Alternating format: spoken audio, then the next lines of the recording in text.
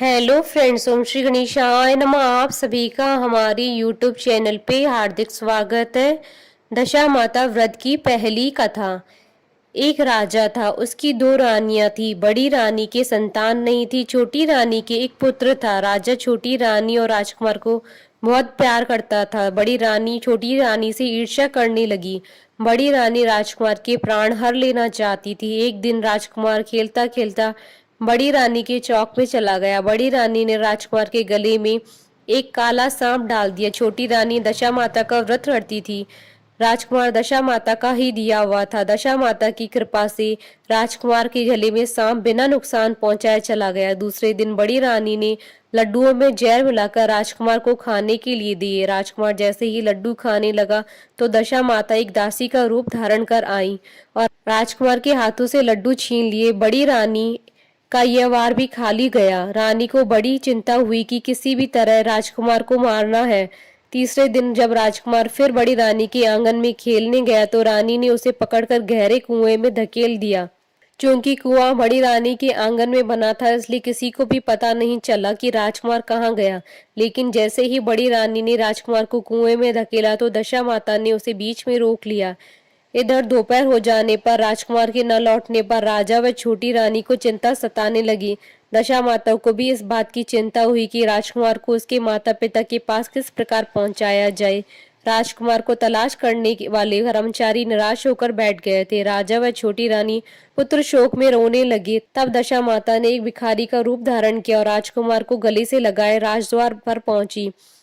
वह राजकुमार को एक वस्त्र में छिपाए हुए भिक्षा मांगने लगी। सिपाहियों ने उसे धुतकार कर कहा, तुझे भिक्षा की पड़ी है, यहाँ तो राजकुमार खो गया है। सारे लोग दुख और चिंता से व्याकुल हो रहे हैं। इस पर दशा माता बोली, भाइयों, पुण्य का प्रभाव बड़ा ही विचित्र होता है। यदि मुझे भिक्षा मिल जाए तो संभव ही खोया हुआ राजकुमार तुम लोगों को मिल जाए। यह कहकर वह धैर्य पर पैर रखने लगी। सिपाहियों ने उन्हें आगे बढ़ने से रोका।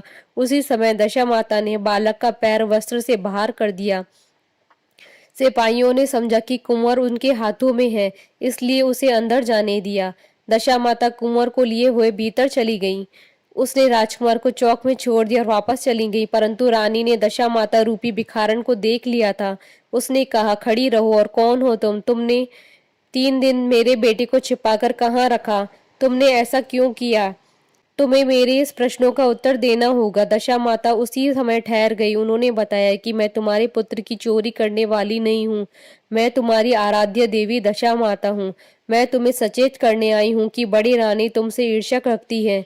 वह तुम्हारे पुत्र के प्राण हर लेना चाहती है। एक बार उसने तुम्हारे पुत्र के गले में काला सांप डाल दिया था, जिसे मैंने ही भगाया। दूसरी बार उसने इसे विष के लड्डू खाने को दे दिए थे, जिन्हें मैंने उसके हाथों से छीन लिए थे। इस बार उसने तुम्हारे राजकुमार को अपने आंगन के कुएं में धकेल दिया था और मैंने इस बीच ही आकर उसे रोककर रक्षा की। इस समय मैं भिखारन के वेश में तुम्हें सचेत करने आई हूँ। यह सुनकर छोटी रानी दशा माता के पैरों पर गिरकर क्षमा मांगने लगी। छोटी रानी विनती भाव से बोली, जैसी कृपा आपने मुझ पर दर्शन देकर की है, मैं चाहती हूँ कि आप सदैव इस महल में निवास करें।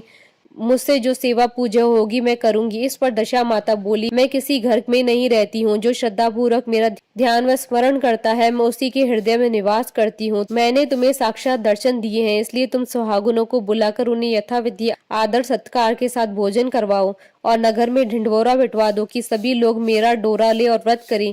इतना कहकर दशा माता अंतर ध्यान हो गई। रानी ने अपने राज्य की सौभाग्यवती स्त्रियों को निमंत्रण देकर बुलाया और उपटन से लेकर शिरोआभूषण श्रृंगार कर उनकी यथाविधि सेवा कर भोजन करवाया और दक्षिणा में गहने आदि देकर विदा किया। रानी ने अपने राज्य में ढिंढोरा पिटवा दिया कि अब से सब लोग दशा माता का डोरा लिया करें। बोलिए दशा माता की जय। आशा करती हूँ कि आपको दशा माता व्रत की पहली कथा का ये वीडियो पसंद आया होगा, तो आप इस वीडियो को अधिक से अधिक लाइक और शेयर कीजिएगा ताकि सभी भक्तों को इस वीडियो का लाभ प्राप्त हो सके। आप हमारे चैनल को सब्सक्राइब जरूर कीजिएगा अगर अब तक नहीं किया है तो, ताकि आप और हम कनेक्टेड रहें। साथ ही प्रेस करना ना भूलिएगा बेल आइकन को, जिससे नए वीडियो से रिलेटेड नोटिफिकेशन आपको तुरंत प्राप्त हो सके। ओम श्री गणेशाय नमः।